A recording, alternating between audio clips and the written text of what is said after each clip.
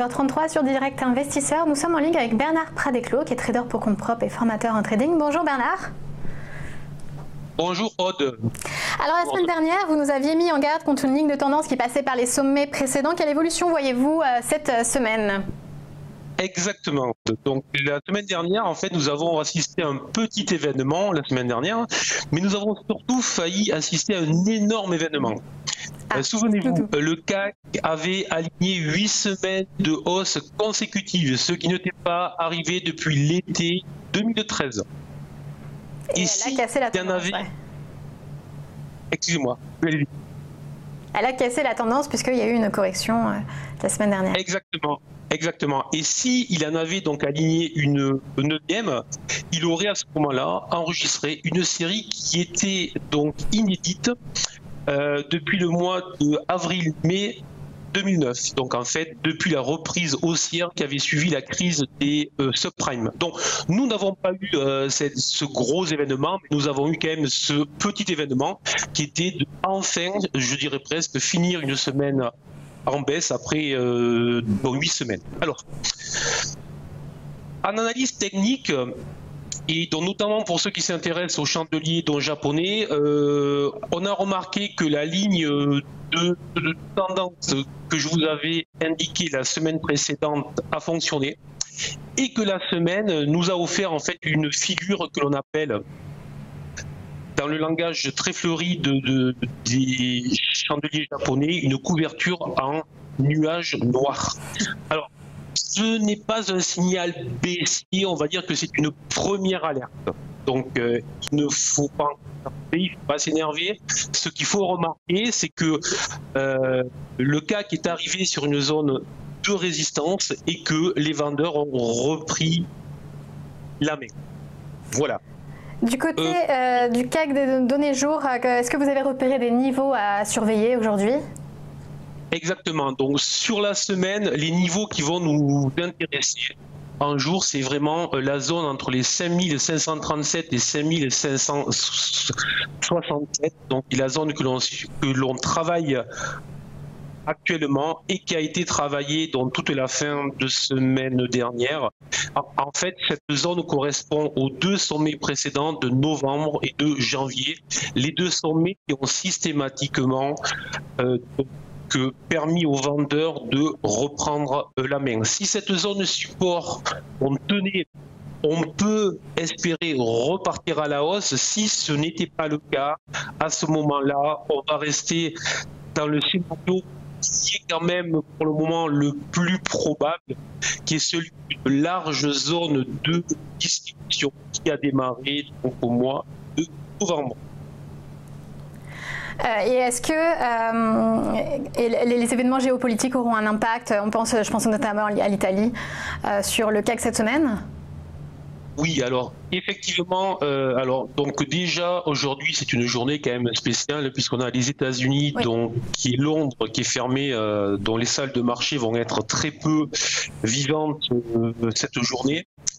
Mais par contre, je pense que tous les opérateurs présents, dont les courageux qui vont travailler donc aujourd'hui, vont se focaliser sur ce qui sur ce que l'on a en Italie, mais aussi ce qui se passe en Espagne. Donc attention, on l'oublie, mais ce qui se passe en Espagne est quand même très important.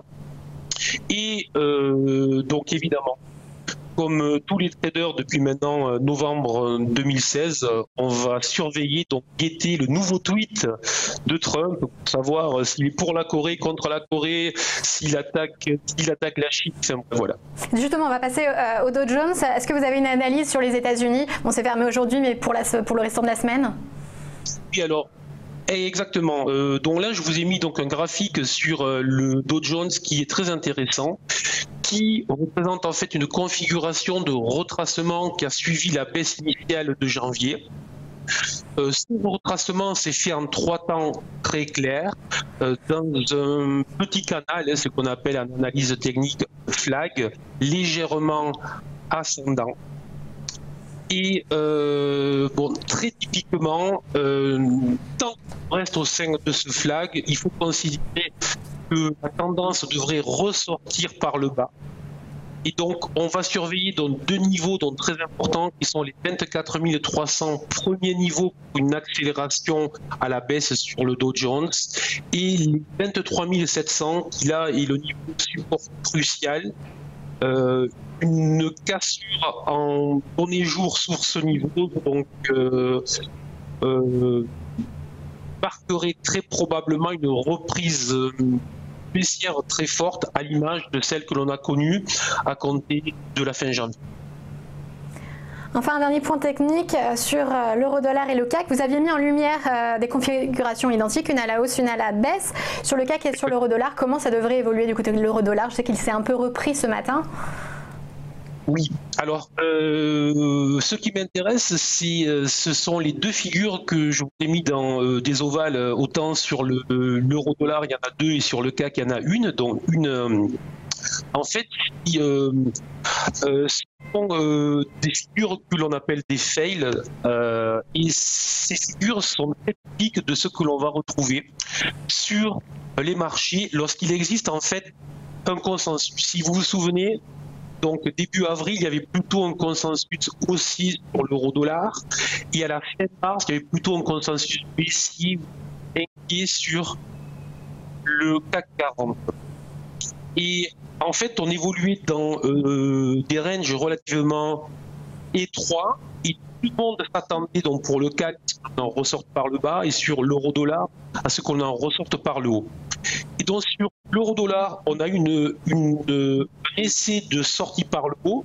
Sur le CAC, un test de sortie par le bas. Et à ce moment-là, tous les opérateurs se sont fait piéger. Et ce petit contre initial a fait que donc derrière l'euro-dollar est passé de 1,24 à 1,16 et que le CAC est passé de 5050 à 5600. Merci. Oui. Merci beaucoup Bernard, Bernard Pradeclos. Je rappelle que vous êtes trader pour compte propre et formateur en trading.